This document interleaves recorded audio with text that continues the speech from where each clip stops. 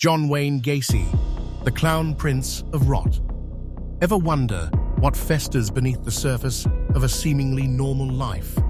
Tonight, we descend into the abyss of John Wayne Gacy, a man who painted smiles on children's faces while orchestrating a symphony of screams in his suburban torture chamber. Prepare yourself. This isn't just a story. It's a descent into the darkest recesses of the human psyche. Subscribe now if you dare to confront the true face of evil.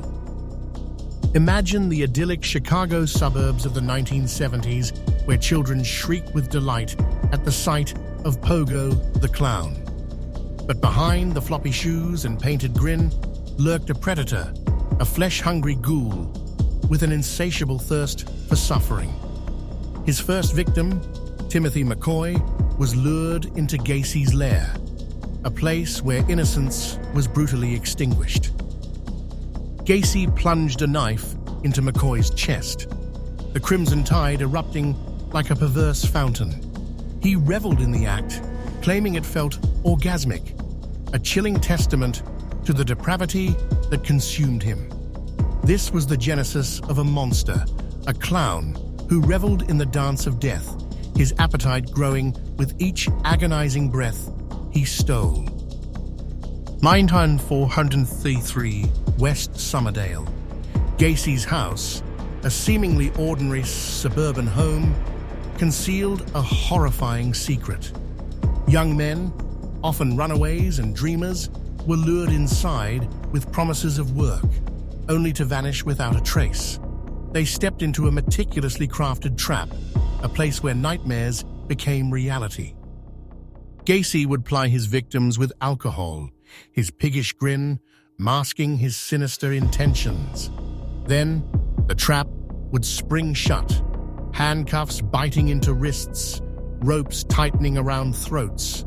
Knives would slice through flesh, sometimes slowly, savoring the screams, other times with brutal efficiency.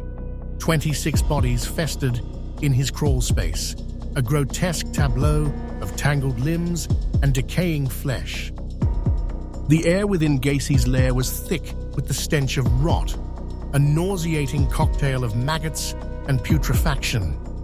Neighbors may have noticed the foul odor, but they chose to remain blind, unwilling to confront the darkness that lurked next door. How could such a monster thrive in plain sight, his evil masked by a facade of normalcy? December 1978. Robert Peast, a 15-year-old boy, walked into Gacy's web, seeking a job opportunity. He vanished, leaving behind a void that would soon be filled with unspeakable horror. The police began to investigate, their search leading them to the depths of Gacy's property. What they unearthed was a crawlspace crypt, a macabre repository of human remains. 26 skulls grinned through the slime. Their bones snapped like twigs, their flesh melted into a black, oozing stew. 3 more bodies were discovered in nearby rivers, bloated and fish-nibbled, their lives extinguished by Gacy's twisted desires.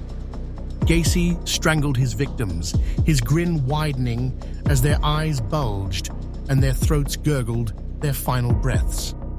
Dressed as Pogo, he would watch the light fade from their eyes, a clown bathing in the intoxicating elixir of death. Can you hear the squish of the mud, the echo of their final moments? By day, John Wayne Gacy was a pillar of the community, a fat, chuckling businessman who shook hands with First Lady Rosalind Carter, his sausage fingers concealing the bloodstains of his nocturnal activities. But as darkness fell, he transformed into a gore-soaked fiend, a predator driven by insatiable lust and a thirst for control. He raped his victims, subjecting them to hours of torment, their screams echoing through the walls of his torture chamber. Then came the kill, the final act in his twisted performance. 33 confirmed victims, boys, teens, and men, ranging in age from 14 to 21. Some remained nameless, rotting John Does, their identities lost to the abyss.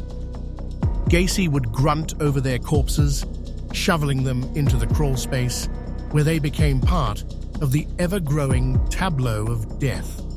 The stench was so overwhelming that he poured lime in an attempt to mask it, but the odor of decay permeated everything, a constant reminder of the horrors that lay beneath. He confessed in '78, chuckling through it, claiming, "I'm my own victim." Was he a split soul, or simply a sadist reveling in his depravity? Let's delve deeper into the abyss, focusing on the tragic fate of John Walsh, a 17-year-old boy who crossed paths with Gacy in 1976. Lured by the promise of cash, Walsh was ensnared in Gacy's web of deceit. He was handcuffed, then subjected to hours of flesh-tearing agony, his pleas for mercy falling on deaf ears. Gacy laughed as he strangled Walsh with a rope, slowly cutting off his air supply, watching as his face turned purple and his tongue lolled out. He shoved the lifeless body into the crawl space, adding it to the pile of decaying flesh, a feast for the flies. Another victim, William Bundy, 19, was stabbed so violently that his ribs cracked. Gacy then defiled the corpse before burying it, a final act of desecration. 33 times, Gacy fed that pit, transforming his home into a butcher's playground. Can you smell the bile rising in your throat? The visceral reaction to the sheer depravity of his actions. December 21, 1978. The police finally apprehended Gacy, bringing his reign of terror to an end.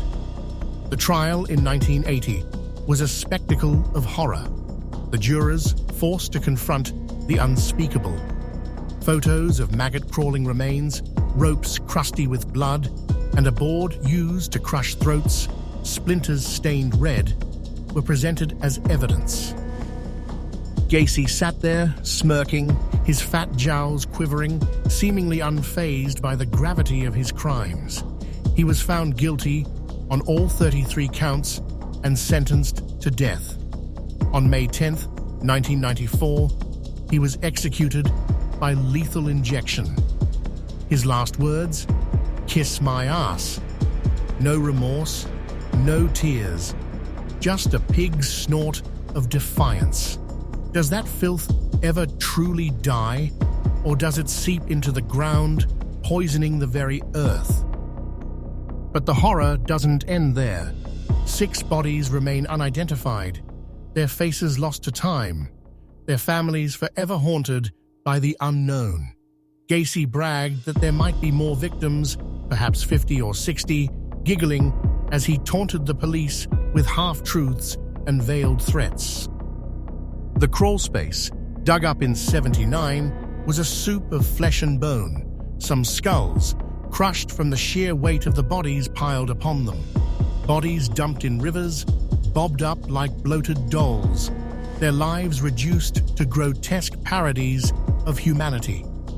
Gacy partied while they rotted, a Democrat bigwig turned corpse-fucker, his depravity knowing no bounds. Who else knew? Who turned a blind eye, allowing this monster to continue his reign of terror? John Wayne Gacy, the killer clown, a name that will forever be synonymous with unspeakable evil. 33 lives gutted, a crawl space of oozing nightmares, a legacy of terror that continues to haunt us. Executed, yet his stench clings to the air, a constant reminder of the darkness that lurks within the human heart. Was he the only one? Are there more Pogos out there, smiling, waiting, their true nature hidden behind a mask of normalcy? This is World's Hidden Evils, a journey into the darkest corners of the human psyche.